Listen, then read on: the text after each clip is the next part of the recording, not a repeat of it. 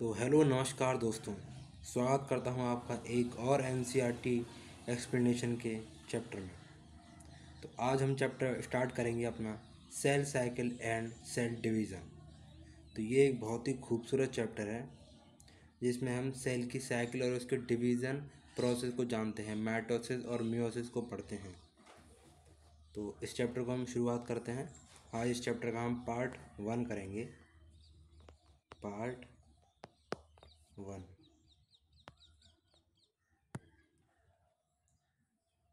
तो चलिए शुरू करते हैं चैप्टर को। Cell cycle and cell division.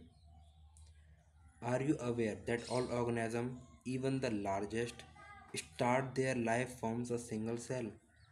तो बता रखा है क्या तुम इस चीज़ को जानते हो कि जितने भी ऑर्गेनिज्म हैं, बड़े ऑर्गेनिज्म भी अपनी ज़िंदगी की शुरुआत एक सिंगल सेल से करते हैं। You may wonder how single cell then goes on to form such large organism.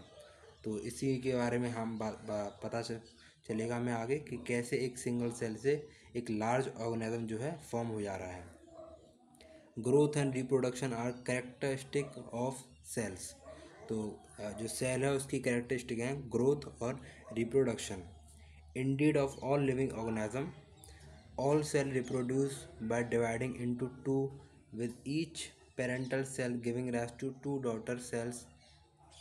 तो बता रखा है कि जो सेल हैं वो डिवाइड करते हैं दो सेल में और ईच पेरेंटल सेल दो डॉटर सेल को जो है फॉर्म करता है। These newly form daughter cell can them self grow and divide. अब ये डॉटर सेल हैं, फिर ग्रो करती हैं और फिर ये भी डिवाइड करती हैं, giving rise to new cell population that is found by the growth and division of a single parental cell its progeny. In other words, such cell cycles of growth and division allow a single cell to form a structure consisting of millions of cells. तो बता रखा है कैसे एक single cell से एक largest organism जो है फॉर्म हो जाता है। हमारा लार्जेस्ट एनिमल जो है फॉर्म हो रहा है, एक एनिमल या कोई भी ऑर्गेनिज्म जो है फॉर्म हो जा रहा है।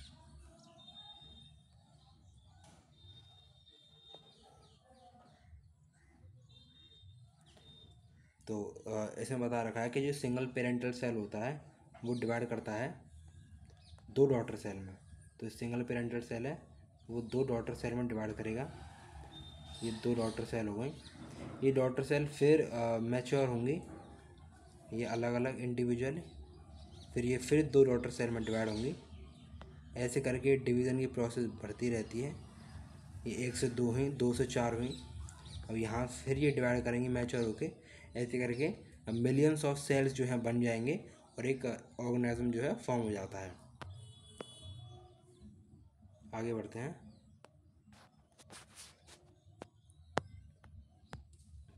Cell cycle. Cell division is very important process in all living organism. तो सेल साइकिल में बता रखा है कि जो सेल डिवीज़न होता है वो बहुत इंपॉर्टेंट प्रोसेस है। जैसा कि अभी हमने देखा कि पेरेंटल सेल जो है डिवाइड करके दो डॉटर सेल बना रहा है, डॉटर सेल फिर मैच्योर होती हैं, फिर डिवाइड करके अपनी डॉटर सेल बनाती हैं। तो जो सेल डिवीज़न है बहुत इंपॉर्टेंट प्रोसेस है लिविंग ऑर्गेनिज्म का। During the division of cell, DNA replication and cell growth also takes place. अब इसी डिवीज़न के दौरान डीएनए की रेप्लिकेशन और सेल की ग्रोथ भी होती है। डीएनए की रेप्लिकेशन होती है, फिर वो डीएनए आधा आधा बट जाता है दो सेल में जिनमें वो डिवाइड कर रहा है एक सेल, और उस सेल की ग्रोथ होगी जब भी तो वो दो छोटे प्रोजेनी में जो है डिवाइड करेगा। All this process that is cell division, DNA replication and cell growth hence have to take place in a coordinated way to ensure correct division and formation of progeny cell.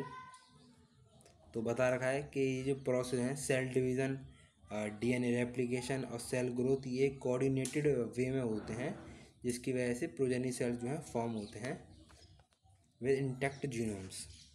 The sequence of events by which a cell duplicate its genome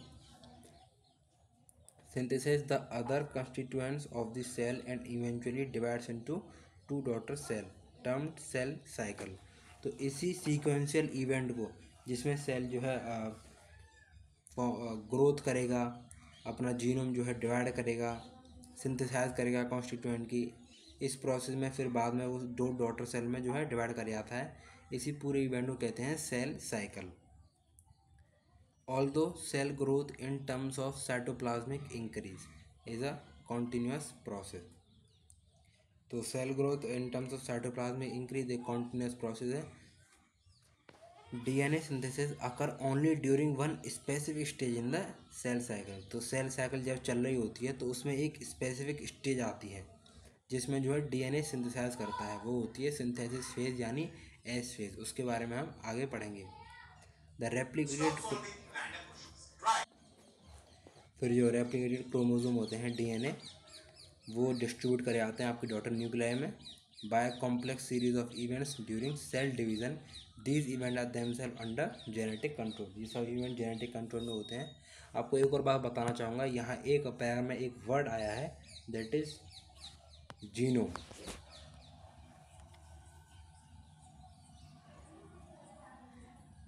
genome, तो genome क्या होता है, आपका जो chromosome है उसका haploid complement होता है। मतलब हैप्लॉइड,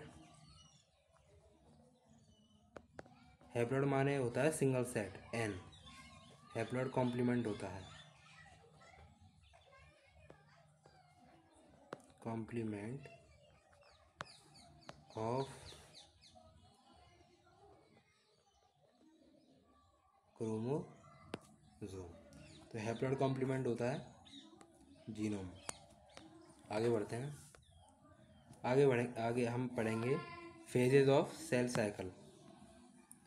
तो a typical eukaryotic cell cycle is illustrated by human cells in nature. These cells divide once in approximately every 24 hours। तो ये सेल एक बार डिवाइड करते हैं every 24 आवर में। However, this duration of cell cycle can vary from organism to organism and also from cell type to cell type। ये जो cell cycle की जो टाइम ड्यूरेशन है 24 आवर्स की, ये ऑर्गेनिज्म टू ऑर्गेनिज्म वेरी करती है और सेल टू सेल टाइप भी वेरी करती है। Yeast for example can progress the cell cycle in about 90 minutes. जो ईस्ट है उसमें जो उसकी सेल साइकिल है वो 90 मिनट्स में कंप्लीट हो जाती है। The cell cycle is divided into two basic phases, interphase M phase या माइटोसिस फेज। तो ये सेल साइकिल है आपकी, वो दो फेज में डिवाइड कर रखी है। एक होता है आपका इंटरफेस, एक होता है एम फेज। एम फेज हम माइटोसिस फेज भी कहते हैं। आगे बढ़ते हैं। The M phase represent the phase when the actual cell division और माइटोसिस अकर्स। तो एम फेज जिसे माइटोसिस फेज कहते हैं, वो एक एक्चुअल सेल डिवीजन का फेज होता है जिसमें माइटोसिस होती है, जिसमें सेल जो एक्चुअली डिवाइड करता है। And the interphase represent the phase between two successive M phase. और इंटरफेज होता है दो सक्सेसिव एम फेज के एक बीच का फेज। तो इसे हम it is significant to note that in the 24 hour average duration of cell cycle of human cell. तो पहले ही बता रहा हूँ ये कैसे दो सक्सेसिव फेज के बीच का फेज है। तो एम फेज हुई होगी, एम फेज पहले, उसके बाद वो इंटरफेज में क्या हो, इंटरफेज रेस्टिंग फेज होती है जिसमें G1 और एस फेज और G2 ये सारी चीज़ें होती हैं, इनके बारे में हम पढ़ेंगे। इंटरफेज हुआ, फिर उसके बाद फिर माइटोसिस होती है, फिर उसमें इंटरफेज आता है, फिर माइटोसिस होती है। तो दो एम फेज के बीच में आपका जो है इंटरफेज आ रहा है, इसलिए इसे दो सक्सेसिव फेज के बीच में आने वाला फेज कहते हैं। आगे पढ़ते हैं। तो it is significant to note that in the 24 hour average duration of the cell cycle of a human cell, cell division proper last only for about an hour. तो जो 24 आवर की सेल साइकिल की जो duration है, इसमें जो cell division है वो अबाउट 1 आवर का होता है, अबाउट 1 घंटे का ही होता है। 24 घंटे में से 1 घंटे में ही जो सेल डिवीज़न का काम जो है होगा। बट जो इंटरफेज़ है वो 95% ड्यूरेशन का समय लेता है। मतलब जितने भी सेल साइकिल की जो ड्यूरेशन है उसका 95% टाइम जो है इंटरफेज़ में जाता है, और 5% जो बचा हुआ टाइम है उसमें जो है एक्चुअल सेल डिवीज़न होती है। The M phase start with the nuclear division. जो एम फेज है वो न्यूक्लियर डिवीज़न के साथ स्टार्ट होता है। पहले यहाँ न्यूक्लियर का डिवीज़न होता है, न्यूक्लियस अंदर सेल के अंदर डिवाइड करता है। फिर उसके बाद जो है corresponding separation of daughter chromosome. तो क्योंकि न्यूक्लियस डिवाइड कर रहा है तो उसी के अंदर क्रोमोसोम होते हैं, तो वो भी सेपरेट होते हैं। कैरियोकाइनेसिस तो बता रखा है कि जो न्यूक्लियस की जो डिवीज़न होती है उसे कहते हैं karyokinesis. Usually ends with division of cytoplasm. उसके बाद साइटोप्लाज्म का डिवीज़न होता है जिसे कहते हैं साइटोकाइनेसिस। तो एम फेज में बता रखा है, तो ये स्टार्ट होता है पहले इसमें कैरियोकाइनेसिस होती है, न्यूक्लियर डिवीज़न होता है। जिसके ही न्यूक्लियर डिवीज़न हो रहा है तो न्यूक्लियस में ही जो है क्रोमोसोम है वो भी डिवाइड करते हैं।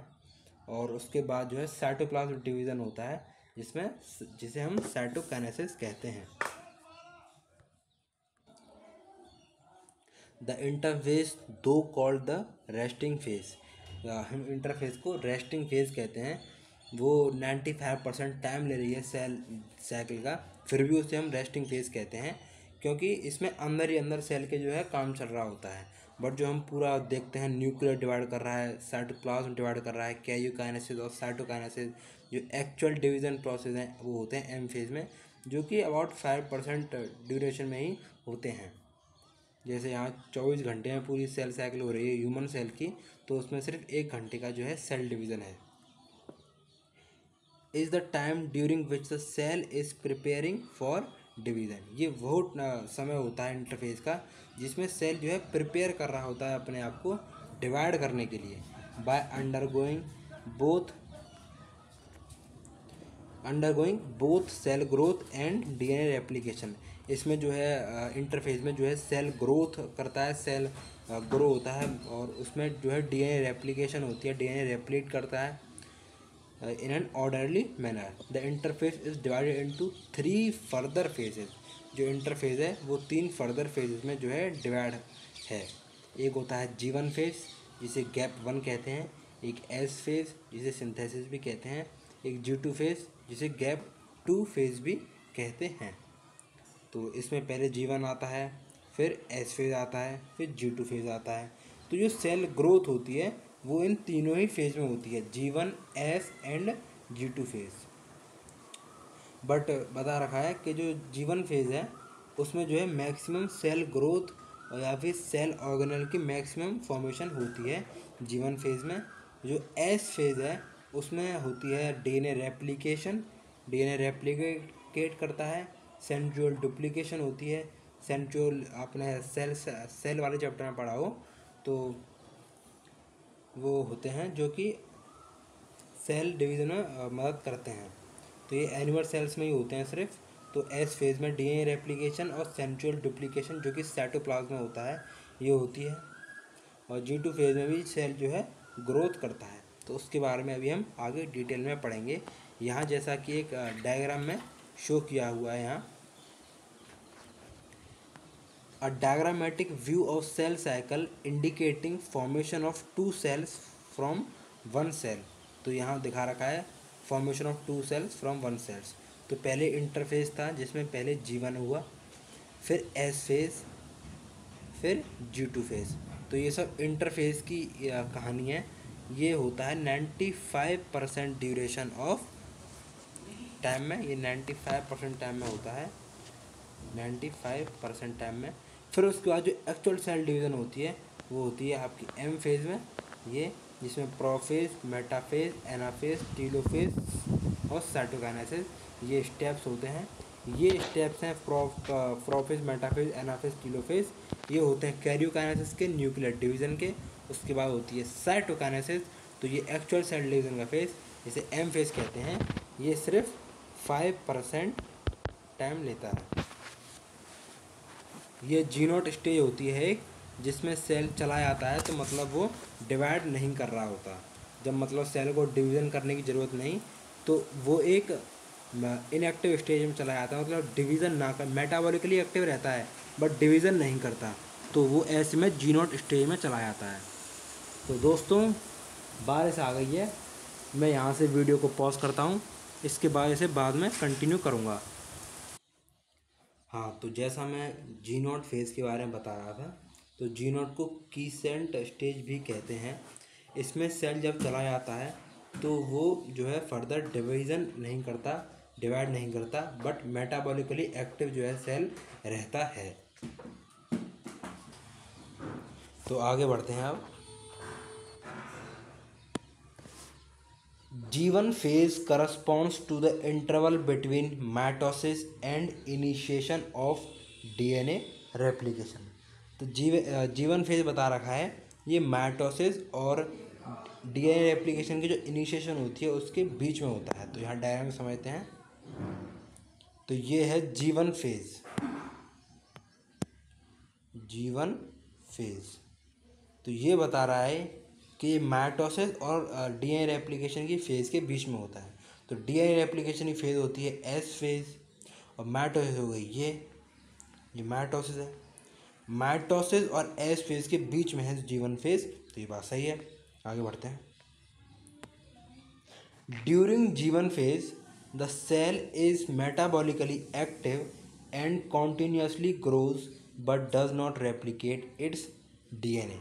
तो G1 फेज में बता रखा है सेल मेटाबॉलिकली एक्टिव रहता है, कॉन्टीन्यूसली ग्रो करता है, मैक्सिमम सेल ऑर्गेनल फॉर्मेशन होती है G1 फेज में, बट यहाँ जो है डीएनए रेप्लिकेट नहीं करता है।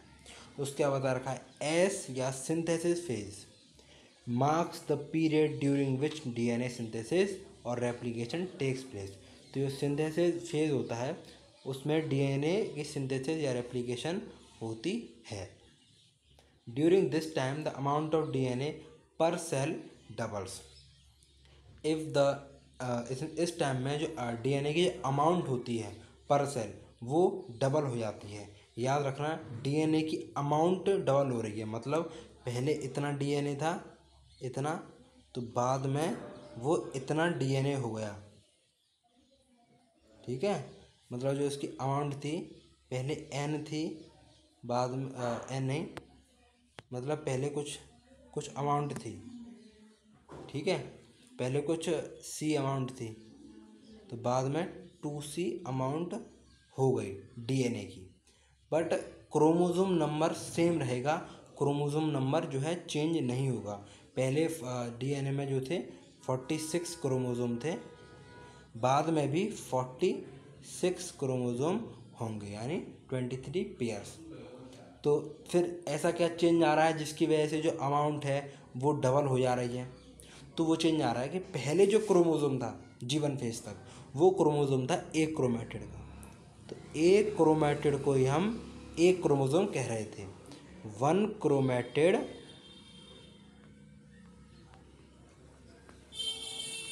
ही आपका वन क्रोमोसोम है। ये बात याद रखनी है। इसमें जब मैंने पढ़ा था तो मुझे बहुत कन्फ्यूज़न हुआ था। तो G1 फेज तक एक क्रोमेटिड ही एक क्रोमोसोम है, तो यहाँ 46 क्रोमोसोम है, बट यहाँ जो दो क्रोमेटिड ऐसे दो क्रोमेटिड फॉर्म करेंगी एक क्रोमोसोम को, किसमें? बाद में जब सिंथेसिस फेज में जो है डीएनए की अमाउंट डबल हो जाएगी। तो ऐसे करके पहले इतना इतना पोर्शन एक एक क्रोमेटिड का था, तो अब उसमें डबल हो गए हैं, तो ऐसे जो डीएनए की अमाउंट है वो 2C हो गई है, बट पहले क्रोमोसोम नंबर सेम रहेगा। पहले एक क्रोमेटिड का एक क्रोमोसोम था, यहाँ दो क्रोमेटिड का एक क्रोमोसोम है, तो डीएनए की जो अमाउंट है वो डबल हो गई, बट क्रोमोसोम का नंबर चेंज नहीं हो रहा है। ये बात याद रखनी है। तो बता रखा है यहाँ, if the initial amount of DNA is denoted as 2C। इन्होंने जो डीएनए की अमाउंट है उसे 2C से डिनोट कर दिया है, हमने C से डिनोट कर दिया था। तो अगर इनिशियल अमाउंट है डीएनए की वो 2C है, then it increases to 4C। तो वो इंक्रीज हो जाएगी, वो डबल हो जाएगी, वो 4C हो जाएगी। दो का डबल होगा 4। However, there is no increase in the chromosome number। बता रखा है कि क्रोमोसोम नंबर में कोई इंक्रीमेंट नहीं हो रहा है, क्रोमोसोम नंबर सेम रहेंगे, पहले भी 46 थे, बाद में भी 46 रहेंगे, बट जो है डीएनए की अमाउंट जो है डबल हो रही है। ये बात बहुत इंपॉर्टेंट है सिंथेसिस फेज की, इसे याद रखना है। If the cell had diploid और 2n number of chromosome eight G1, तो ये सेल अगर डिप्लॉयड है या फिर 2n नंबर है उसमें क्रोमोसोम के G1 स्टेज में, तो इवन आफ्टर एस फेज, तो एस फेज के बाद भी जो नंबर ऑफ क्रोमोसोम है वो सेम रहेंगे, दैट इज योर 2n। अब बता रखा है in animal cells during the S phase DNA replication begins in the nucleus. तो एनिमल सेल में एस फेज में जो डीएनए रेप्लिकेशन होती है वो होती है न्यूक्लियस में, and the centriole duplicates in the cytoplasm. और सेंट्रियोल जो सेल डिवीजन में हेल्प करते हैं वो डुप्लीकेट करते हैं साइटोप्लाज्म में।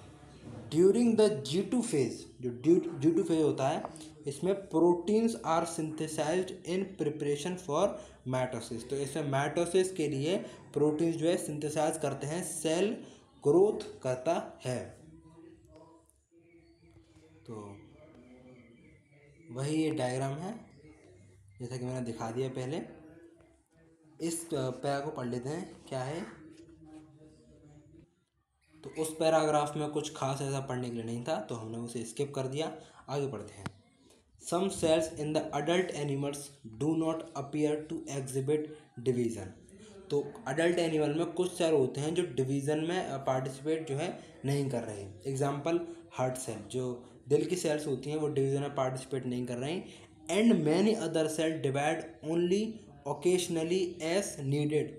और जो और अदर सेल्स हैं वो सिर्फ ज़रूरत होने पर ही डिवाइड कर रही हैं, as needed to replace cells that have been lost because of injury और सेल डेथ। जब भी ऐसी कंडीशन में जब या तो सेल में कोई इंजरी हो जा रही हो पहले वाली सेल में, या वहाँ की सेल जो है डेड करे जा रही हो, तो उस केस में वो सेल जो है डिवीज़न करती हैं वहाँ की, उनको रिप्लेस करने के लिए। These cells that do not divide further exit G1 phase. जो सेल अब फर्दर डिवाइड नहीं कर रही वो G1 फेज को एग्जिट करती हैं और एंटर करती हैं एक इनएक्टिव स्टेज में जिसे कहते हैं कीसेंट स्टेज, G0 स्टेज। तो मैंने जैसे पहले बताया कि यहाँ पर ये बात याद रखनी है बहुत इंपॉर्टेंट कि जब इनएक्टिव स्टेज में जाती है तो वो कौन सी स्टेज से एग्जिट करके आई होती है। तो वो आई होती है एग्जिट फ्रॉम G1 फेज। वो G1 फेज से एग्जिट करके आती है और एक इनएक्टिव स्टेज में एंटर करती है। ये इनएक्टिव स्टेज मेटाबॉलिकली इनएक्टिव नहीं है, मेटाबॉलिकली एक्टिव स्टेट रहती है। मतलब जो सेल है वो मेटाबॉलिकली एक्टिव है बट वो डिवाइड नहीं कर रही। तो ऐसी स्टेज को कहते हैं कीसेंट स्टेज या G0 stage of the cell cycle. जो सेल होता है in this stage remain metabolically active but no longer proliferate unless called on to do so depending on the requirement of organism। तो इस stage में जो cell है वो metabolically तो एक्टिव है बट वो डिवीज़न नहीं कर रही जब तक उसकी जो है ज़रूरत नहीं है डिवाइड करने की, जब तक वो कीसेंट स्टेज या G0 स्टेज में रहती है। In animals mitotic cell division is only seen in the diploid somatic cells. तो एनिमल में जो माइटोसिस सेल डिवीज़न होती है, माइटोसिस सेल डिवीज़न होता क्या है? माइटोसिस सेल डिवीज़न होता है इक्वेशनल डिवीज़न होता है। मतलब जो एक सेल है उससे एग्जैक्ट वैसे ही दो सेल बन जाएं, एग्जैक्ट वैसे ही क्रोमोसोम के वैसे ही डीएनए की अमाउंट के दो सेल बन जाएं, दो डॉटर सेल बन जाएं, एग्जैक्ट इक्वेशनल डिवीज़न हो जाए, तो ये होती है माइटोसिस। तो एनिमल में ये होती है सिर्फ डिप्लॉयड सेल में। In animals mitotic cell division is only seen in the diploid somatic cells. However there are few exception, कुछ एक्सेप्शन भी हैं इसके,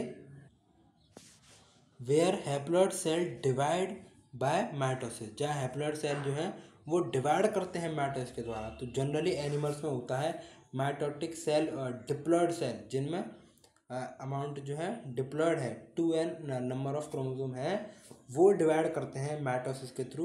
बट कुछ एक्सेप्शन भी हैं जिनमें हैप्लॉयड सेल जो है डिवाइड कर रहे हैं माइटोसिस के थ्रू। Example male honey bee. Male honey bee में जैसा कि हम जेनेटिक वाले चैप्टर में इसके बारे में पढ़ते भी हैं कि वहाँ जो मेल हनी बी है वो माइटोसिस से जो है डिवीज़न कर रही होती है।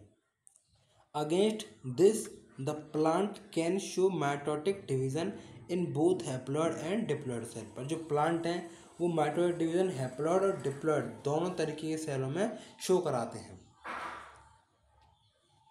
हमने चैप्टर 3 में इसे अल्टरनेशन ऑफ जनरेशन में देखा हुआ है। तो आपने पढ़ा हो तो आपको पता होगी, नहीं तो कभी मैं पढ़ाऊँगा मैं बता दूँगा। बता रखा है identify plant species and stages at which mitosis is seen in haploid cell. तो ये फालतू की बात। इस पैरा को पढ़ते हैं। You have studied mitosis in onion root tip cell. तो बता रखा है कि ऑनियन रूट जो टिप सेल होती है उसमें जो होते हैं 16 क्रोमोसोम होते हैं। ठीक है, तो ऑनियन रूट की जो टिप सेल है उसमें 16 क्रोमोसोम प्रेजेंट हैं इन ईच सेल में। Can you tell how many chromosome will the cell have at G1 phase, after S phase and after M phase. तो बता रखा कि आप बता सकते हो कि जो 16 क्रोमोसोम है वो G1 फेज में कितने होंगे। तो G1 फेज में भी वो 16 होंगे। आफ्टर एस फेज के बाद भी वो 16 क्रोमोसोम ही रहेंगे, बट यहाँ जो DNA की अमाउंट है वो डबल कर जाती है। आफ्टर एम फेज यानी माइटोसिस फेज के बाद भी वो 2 डॉटर क्रोमोसोम में सेपरेट करे आते हैं, बट दोनों में 16 क्रोमोसोम ही रहते हैं। अब ये बात आगे पता चलेगी। Also what will be the DNA content of the cell at G1। तो G1 में कुछ 2C होगा। आफ्टर एस फेज के बाद वो डबल करके होगा, 2 से 4C हो गया होगा, एंड G2 पे वो 4C होगा, क्योंकि पहले G2 होता है S के बाद आता है। पहले G1 आता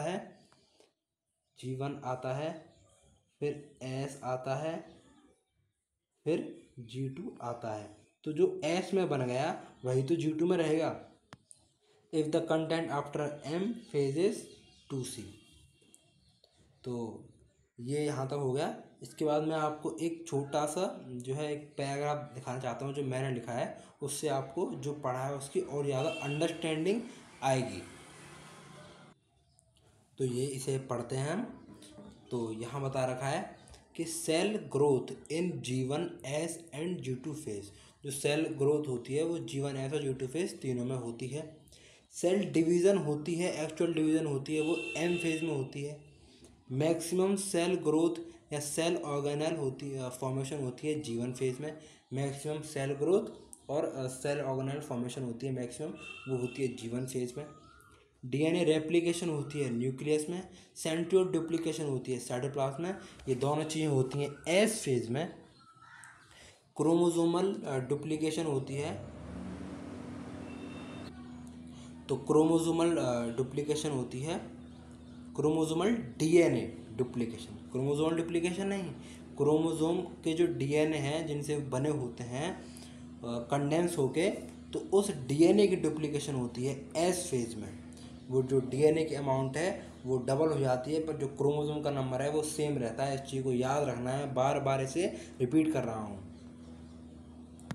उसका separation of daughter chromosome after chromosomal duplication in M phase. तो ये डॉटर क्रोमोसोम है उनका सेपरेशन होता है क्रोमोसोमल डुप्लीकेशन मतलब क्रोमोसोमल DNA डुप्लीकेशन के बाद एम फेज में। तो एम फेज में वो इक्वली डिवाइड करे जाते हैं, फिर वो सिंगल क्रोमेटिड का सिंगल क्रोमोसोम हो जाता है और वो अलग अलग 2 डॉटर सेल में चले जाते हैं। Cell growth is continuous process. जो सेल ग्रोथ है वो कॉन्टीन्यूस प्रोसेस होता है, साइटोप्लाज्मिक इंक्रीज होता रहता है। Event of cell cycle is orderly in sequence. जो सेल साइकिल का इवेंट होता है वो एक सीक्वेंस में होता है, ऑर्डरली होता है। एस फेज में DNA डबल करता है, जो बता रखा है। अब आगे पढ़ते हैं। If 4 chromatid in G1। तो G1 में है जो है 4 क्रोमेटिड है। हम मान लेते हैं अगर G1 में 4 क्रोमेटिड है, ठीक है, हमने लेट सपोज किया है कि जो G1 स्टेज है वहाँ स्टेज में जो सेल के अंदर न्यूक्लियस में 4 क्रोमेटिड है। तो उसका मतलब क्या हुआ, उसका मतलब ये हुआ कि एक क्रोमेटिड एक क्रोमोसोम है, मतलब 4 क्रोमेटिड यानी 4 क्रोमोसोम, मतलब G1 फेज़ में हमारे जो है 4 क्रोमोसोम हैं, 4 क्रोमेटिड का ये मतलब हुआ। तो 1 क्रोमेटिड इक्वल टू 1 क्रोमोसोम, तो ये है 4 क्रोमेटिड होने का मतलब G1 में, that is chromosome 4। If 8 chromatid in S phase, अगर एस फेज़ में 8 क्रोमेटिड हैं, इसका क्या मतलब है? तो जैसा कि हम जानते हैं एस फेज़ में जो क्रोमेटिड हुए हैं वो डबल हुए हैं डीएनए रेप्लिकेशन या डीएनए डुप्लीकेशन की वजह से जो क्रोमेटिड नंबर है वो डबल हुआ है। और क्योंकि G1 फेज़ तक जो क्रोमोसोम होता है वो each chromosome is of 1 chromatid, और यहाँ एस फेज़ है, एस फेज़ में ईच क्रोमेटोम इज ऑफ 2 क्रोमेटिड, यहाँ 2 क्रोमेटिड का एक क्रोमोसोम होता है। तो 8 क्रोमेटिड से यहाँ पर भी 4 क्रोमोसोम होंगे। तो आपने ये पूरा समझा होगा, इसे दोबारा पढ़ते रहें, इस पूरे को लिख लें, मैं ये दिखा देता हूँ, इस पूरे को आप लिख लीजिए अपनी कॉपी में, ये बहुत इम्पोर्टेंट है। याद रखना यहाँ क्रोमोसोम डुप्लीकेशन नहीं, क्रोमोसोमल डीएनए की डुप्लीकेशन की बात जो है की हुई है। तो आगे बढ़ते हैं, आगे देखते हैं एम फेज़ के बारे में। तो this is the most dramatic period of the cell cycle. तो क्वेश्चन ये याद रखना है, ये क्वेश्चन आता है कौन सा ड्रामेटिक पीरियड होता है सेल साइकिल का, तो वो होती है एम फेज़। तो M phase is the most dramatic period of the cell cycle involving a major reorganization of virtually all component of the cell. Since इसमें इन्वॉल्व रहता है कुछ मेजर कंपोनेंट की रीऑर्गेनाइजेशन सेल के, since the number of chromosome in the parent and progeny cell is the same. यहाँ जो parent और progeny sales होते हैं माइटोसिस के दौरान, वो नंबर ऑफ क्रोमोसोम जो हैं दोनों में सेम रहते हैं, इसीलिए इसको हम इक्वेशनल डिवीज़न कहते हैं। It is also called as equational division, इसी वजह से क्योंकि जो क्रोमोसोम नंबर है पेरेंट में भी और उसकी जो 2 डॉटर सेल होंगी, प्रोजेनी सेल्स होंगी, उनमें भी जो क्रोमोसोम का नंबर है वो सेम रहेगा, इसलिए इसे इक्वेशनल डिवीज़न कहते हैं।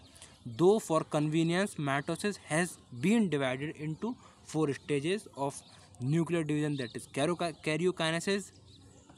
तो बता रखा है कि कन्वीनियंस के लिए जो माइटोसिस है उसे भी हम डिवाइड करते हैं 4 स्टेज ऑफ न्यूक्लियर डिवीज़न में। इसमें न्यूक्लियर डिवीज़न की 4 स्टेज होती हैं। फिर उसके बाद एक साइटोप्लाज्मिक डिवीज़न या सेल इसमें डिवाइड करते हैं पूरे, वो होती है साइटोकाइनेसिस। तो ऐसे इसमें पहले 2 स्टेज होती हैं, एक कैरियोकाइनेसिस एक साइटोकाइनेसिस, जैसा कि पीछे बताया। कैरियोकाइनेसिस की भी 4 स्टेज होती हैं जिनके द्वारा जो उसके अंदर का जो मटेरियल है, जो क्रोमोसोमल मटेरियल है न्यूक्लियस के अंदर, वो डिवाइड करता है, और 2 न्यूक्लियस जो 2 न्यूक्लियस एक न्यूक्लियस से डिवाइड करके फॉर्म हो जाते हैं, कैरियोकाइनेसिस हो जाता है 4 स्टेज के द्वारा। That is your prophase, metaphase, anaphase, telophase.